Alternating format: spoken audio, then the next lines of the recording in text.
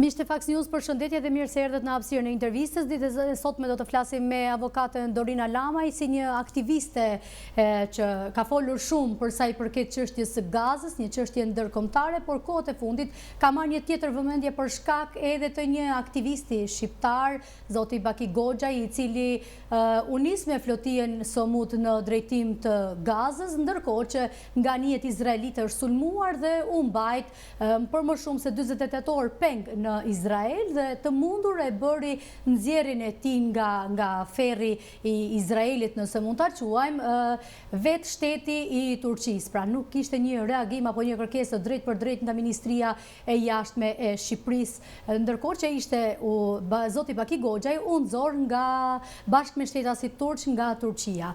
Të ftuar në studio kemi avokatën Lamaj. Faleminderit që pranuat ftesën dhe mirë se erdhët. Faleminderit juve, më shumë se sa kënaqësi, është detyrim njerëzor, moral edhe përgjegjësi. Si avokate, por dhe aktiviste e zëshme për Palestinë, na mendoni se sot e drejta ndërkombëtare po funksionon vetëm për shtetet e fuqishme? Në fakt, ky nuk është më në kuadrin e një mendimi, por ky është një konstatim, sepse ajo çfarë ne po shohim për ditë, realiteti i cili le ta them që po na përplaset fytyrës çdo ditë, është ky që po, domethënë, është pyetja që ju po bëni dhe vërtet po. Ka një qëndrim me standardet të dy fishta, sepse kemi raste të cilat nuk janë qëndrimet njësoj. Po të bëjmë një krahasim shumë të vogël me, për shembull, nëse do të mbajmë në konsiderat si kanë qëndruar përballë Rusisë dhe si po qëndrojnë përballë Izraelit. Dhe duhet sjellë në vëmendje që në Rusi, Ukrainë kemi një përballje ushtri me ushtri.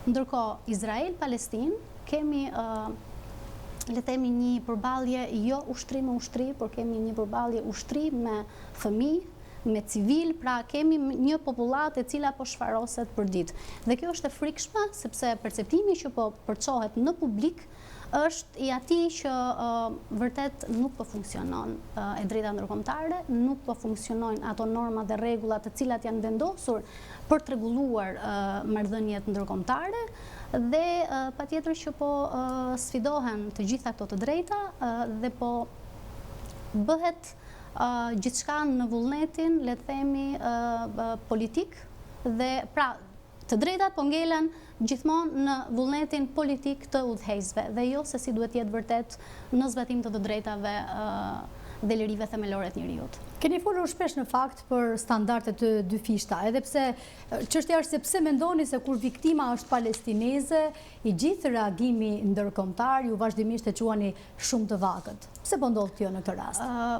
Po sepse është fiks ajo çfarë po shohim. Ne nuk është se po thjesht po ngrem aludime se çfarë po ndodh.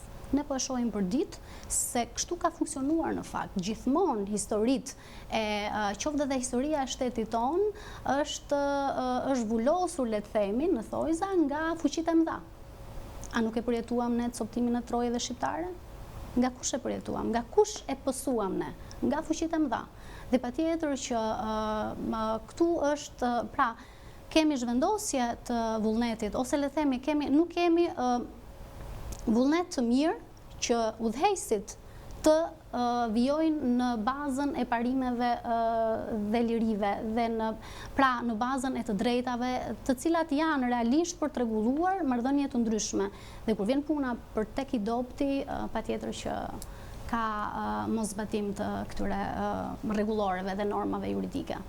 Kriminalizimi për sa i përket i gjithë që lidhet në fakt edhe me Palestinën, apo kthehet në një fenomen edhe në Europë, e them këtë pasi si duket ka një frym që ka ndalë shumë shtete të botës në mbrojtje të Palestinës dhe sigurisht edhe të Gazës. Dhe nga ana tjetër kemi një Izrael që nuk po ndalë, po hap vazhdimisht fronte të reja lufte, për sa i përket kemi edhe luftën që tashmë është me Iranin, ngushtica e Hormuzit është bllokuar. Si po qëndron? Atëherë, se më duket si përsëritje, por realisht ky pra është fakti që udhëheqemi nga disa ndjes që do shprehem kështu, por është e vërteta. Udhëhiqemi nga disa pleq të marrë që udhëhiqen vetëm nga interesat e tyre personale dhe interesat e tyre gjeopolitike dhe nuk shohin asnjë interes se çfarë po bëjnë dhe çfarë po ndodh. Po shohim dita ditës që po shfaroset një popull. dhe çfarë po bëjnë këta udhëheqës. Nuk dua të flas për popullatën, nuk dua të flas për shoqëritë, sepse ajo europiane kemi parë që kanë ndezur sheshat, kemi parë që janë trajtuar edhe me dhunë njerëzore, të trajtohesh me dhunë, sepse është kompleksitet shkeljesh këtu. Kemi të bëjmë edhe ndalim të veprimit si qytetar. Pra, po i ndalohet qytetarëve që ti të rebelohesh për ato fakte se çfarë po i sheh për ditë, për ato ngjarje që ti po i sheh për ditë dhe nuk je dakord me mënyrën se si udhëheqësit e vendit tënd po qasen ndaj këtij realiteti. Pra, po përkrahin atë që është një shtet që po kryen gjenocid, që po kryen gjenocid në fakt po kryet shfarosja. Nuk po lihet të jetojnë dhe është gjë tjetër, gjenocidi ka një ndryshim këtu mes genocidit dhe shfarosjes. Pra, është një shfarosje që po ndodhet, nuk po lihen të jetojnë, nuk po ndodh, domethënë vetëm gjenocid pastrim etnik. Janë mbledhur, si thuash, në një terren, në një zonë dhe po vriten aty.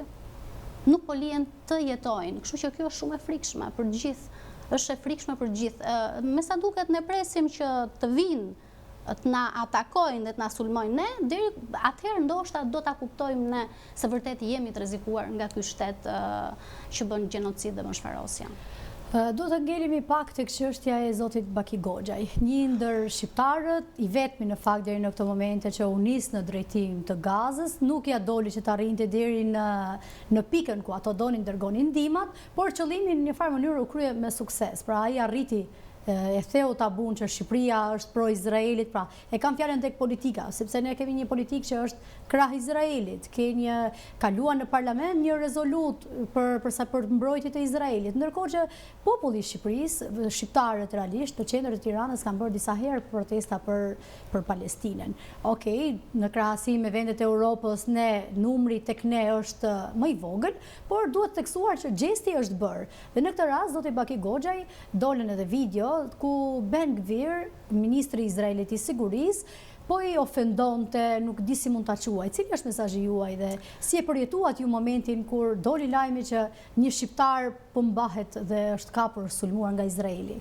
Në fakt për rastin e aktivistit Goxhaj kam ndier në të njëjtin moment mix ndjenjash. Kam ndier një krenari të pamas, kam ndier një krenari që vërtet të paktën zëri i popullit shqiptar u bë i njohur në të gjithë botën që ne nuk jemi krah Izraelit. Pa çka që ne kemi një kundërshtim të plot me qeverinë tonë që është bërë palë me të keqen, është bërë palë me atë që vret, është bërë palë me atë që është agresori, ndërkohë që duhet kemi qëndrim tjetër nga ajo se çfarë na ka hije në fund të fundit.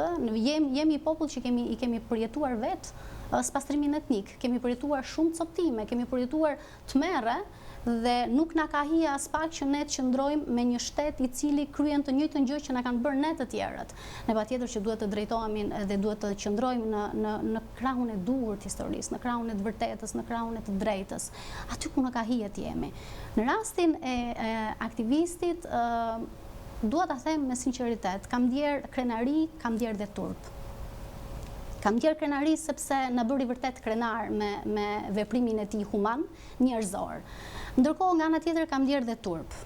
E kam ndier këtë turp sepse nuk po bëjmë asgjë. Jetojmë në një botë ku po shohim për ditë tmerre, po shohim për ditë që po vriten fëmijë. Po shohim për ditë që po vriten civil të cilët janë të pambrojtur dhe çfarë po bëjmë ne? Në fakt unë përballem çdo ditë edhe me qytetarët të cilët më shkruan që po mirë avokate se ç'na duhet ne, çfarë ndodh atje, ne kemi hallet tona në Shqipëri. Okej, hallet tona në Shqipëri, kanë dalë këto për hallet e veta këtu në Shqipëri? Mirë unë që bëgam gabim që dalë dhe flas për Palestinën dhe për një shtet që po shfaroset atje. Kemi dalë ne për të drejtat tona këtu? Unë kam dalë.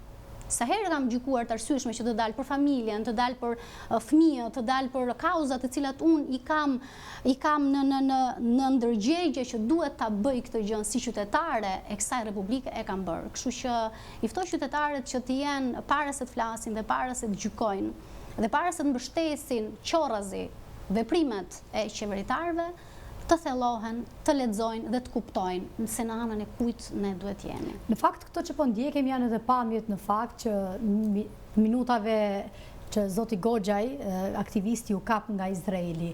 Dhe në fakt në një farë mënyrë jo vetëm qytetarët, por edhe rrjeti zihente nga ky poshtërim.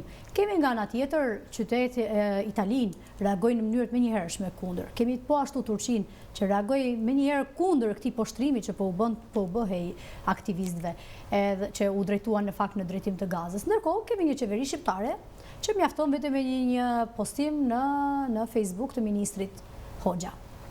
Cili do doje ti që si shtet shqiptar të ishte qëndrimi i tyre? As më shumë dhe as më pak Se çfarë i takon të bëj. Ne kemi një kushtetut, kemi ca ligje, të respektojnë ligjin dhe të respektojnë kushtetutën. Dhe çfarë na thon këto ligje ne? Na thonë që qytetarët e Republikës së Shqipërisë duhet të gëzojnë mbrojtje në çdo cep të botës ku ato do gjenden. Dhe normalisht jam ndjer patjetër e braktisur, edhe pse unë kam qenë vetë atje, duhet ta heqim këtë mendësi ne si shqiptar që deri në momentin që sa nuk e kemi kaluar në kurrizin ton, është e tjetrit. Për mua është, domethënë e kam bërë njësoj si kur t'isha unë atje në rastin e Goxhaj. Kështu që patjetër që jam ndjer e braktisur nga institucionet përkatëse, të cilat duhet të merrin masat të menjëhershme për të më garantuar sigurinë e jetës, sigurinë e shëndetit, se në fund të ditës Goxhaj nuk shkoi për të thyer rregullat dhe ligjet ndërkombëtare, por shkoj me një mision human, shkoj me një mision i cili thash duhet ta kemi të gjithë këtë mision, kur e keqja është përballë nesh, ne duhet të reagojmë të gjithë, minimumi që duhet bëjmë, duhet të reagojmë. Instancat qeveritare u pa qartë, domethënë nuk ke se çfarë të shohësh më qartë se kaq. Veprimet e tyre, ose më saktë mos reagimin e tyre ndaj këtij fenomeni që duhet të reagonin ashtu si që reaguan thuajse të gjithë shtetet, të cilët kishin qytetarët e tyre të marrë peng nga. Për të ardhur keq do thoja për këtë pjesë, pasi edhe zoti aktivisti Goxhaj doli me qytetarë turq. Pra nuk kishte dikush që ta merrte një qoftë edhe një dërguar shqiptar, pasi ne kemi një ambasadë shqiptare, kemi marrëdhënie diplomatike me Izraelin. Pra dhe e gjithë nxjerrja nga Izraeli është bërë nga Turqia. Pse kjo? Kjo, shikoni, janë disa pyetje retorike në fakt. Ne mund të themi shumë gjëra që pse ndodhi kjo. Po pyetja, domethënë, çdo pyetje e ka përgjigjen aty. Ndodhin sepse janë interesa personale, janë interesat vërtet personale të tyre, sepse interes përballë qytetarit tënd, unë nuk mund të kem qytetarët izraelit dhe atë shtetin e Izraelit, po do kem prioritet qytetarët e Republikës. Pra po thoni që shteti në këtë rast ka mbrojtur, ka vazhduar misionin e saj për pas një marrëdhënie me Izraelin. Si gjithmonë. Po në aspektin juridik, ky ndalimi i flotijes, çfarë ligjesh janë shkelur? Është patjetër në kundërshtim të çdo ligji, në kundërshtim të plot patjetër të çdo ligji dhe çdo konvente dhe rezolute që ekziston për marrëdhëniet ndërkombëtare. Duhet mbajmë konsiderat dhe duhet bëjmë një qartësim të thjeshtë. Ka rregulla të cilat, pra këto rregullat janë vënë për çfarë? Ashtu siç kemi ne në Republikën e Shqipërisë që rregullojnë ligjet marrëdhëniet caktuara, ashtu janë edhe ligjet ndërkombëtare që rregullojnë marrëdhëniet ndërmjet shteteve. Në ujërat ndërkombëtar janë kundër këtyre konventave, ti nuk mund të kesh për shembull anije pirate. Është kundralishme, patjetër që ti do kesh ndërhyrje etj. Po flasim për një rast i cili nuk ka të bëjë fare me palishmërinë. Kemi një rast i cili është totalisht i lishëm, është mision human, ku po shkohet për të dhënë ndihmë me ushqime, me mjekime, pra po shkohet të jepet ndihmë një njeriu, një humani si puna jote, nuk po shkohet për të transportuar armë, supozojmë, pra është diçka e lishme. Dhe për sa kohë, dhe kjo shumë e frikshme, ta mendosh. Domethënë të bësh veprime humane njerëzore dhe të arrestohesh kundër çdo ligji që ekziston, vetëm se këtu kemi shtetin e Izraelit. Një shtet patjetër që me kontestim të padiskutueshëm të identitetit të tij. Unë nuk di shtet tjetër i cili ka vendosur ekzistencën e tij duke shfarosur një popull tjetër. Mesazhi që jep Heshtja e Tiranës përballë ndalimit të një shqiptari në ujëra ndërkombëtare.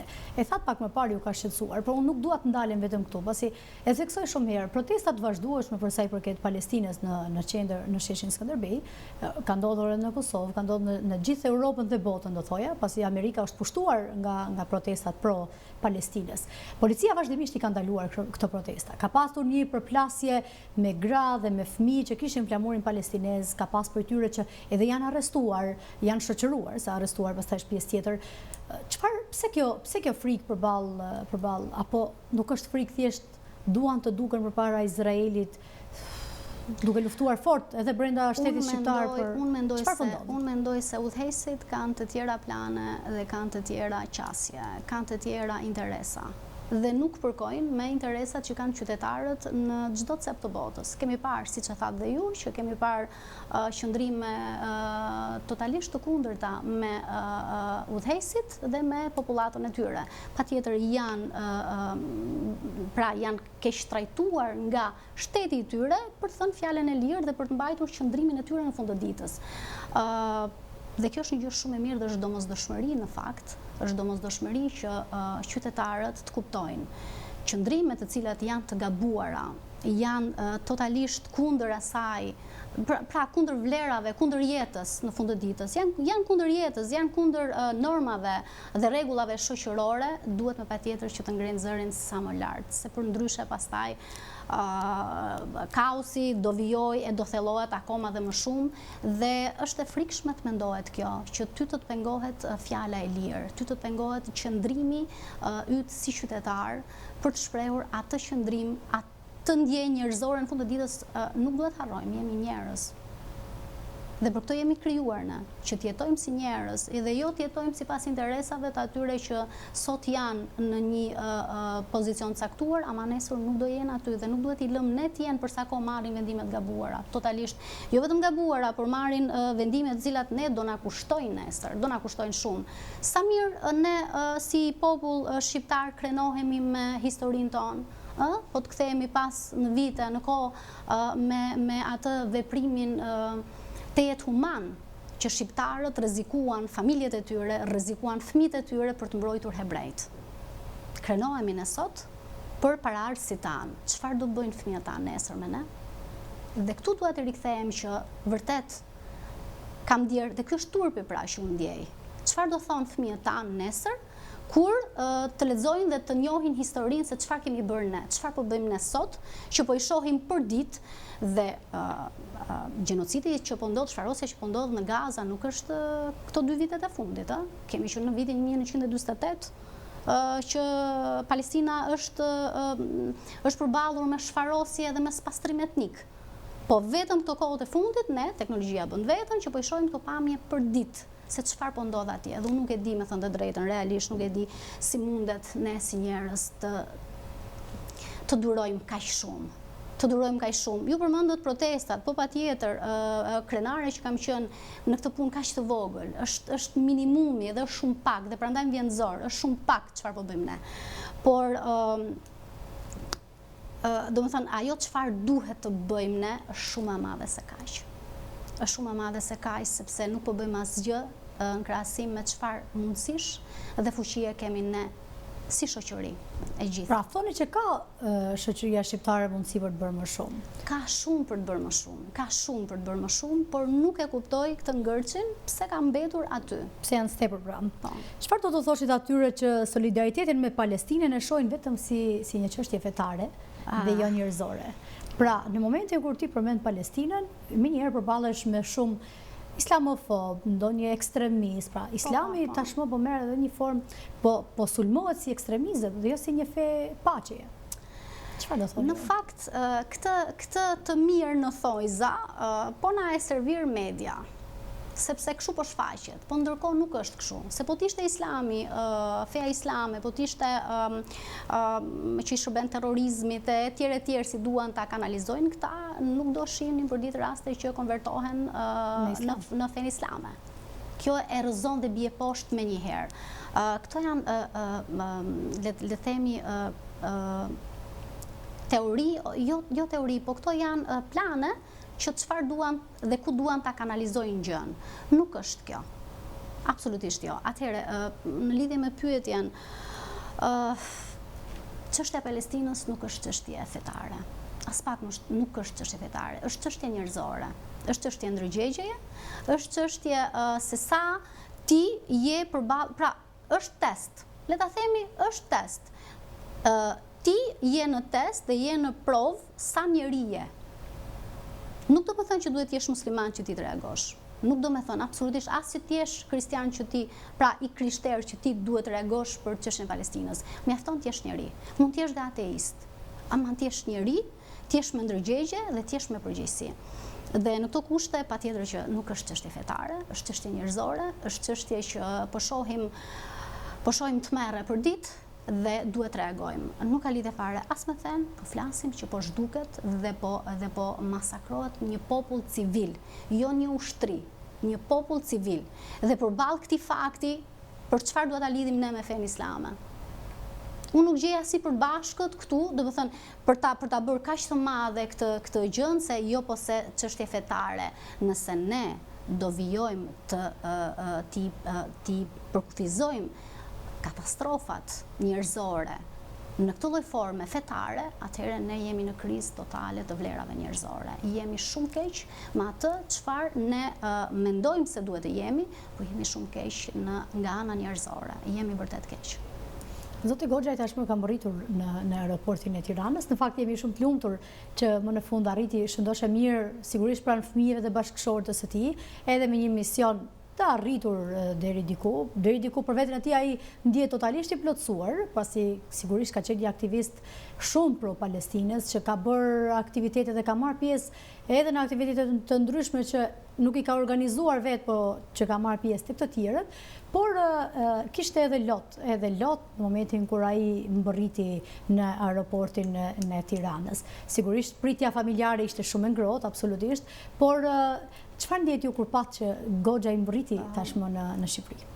Shiko, të thash pra, është edhe momenti i arrestimit të tij, por edhe momenti i kthimit të tij është pikërisht jemi aty ka i miks ndjenjash, krenarie pa mas, domethënë një akt qytetar, një akt unë i njoh të dy në fakt. Njoh edhe Goxhajn edhe bashortën e tij dhe janë njerëz që vërtet shoqur që i kemi në pjesë të shoqërisë tonë, shoqur që i kemi vërtet, sepse me atë çfarë ata bëjnë, uroj shumë që të ketë ndikuar edhe tek qytetarët e thjeshtë, të ketë ndikuar mënyra se si ata qasen ndaj të drejtës, ndaj të vërtetës. Dhe qasja ndaj të drejtës dhe të vërtetës gjithmonë të nderon, asnjëherë nuk të turpëron. Të falenderoj shumë për këtë bisedë dhe të uroj punë të mbarë në vazhdim, pasi shihesh që flet vazhdimisht për Gazën dhe flet me gjithë zemër. Falenderoj shumë për sot. Falenderoj. Miqtë e Faks News, faleminderit që ishit pjesë e kësaj interviste të ditës së sotme, bashkë në një hapësirë publicitare.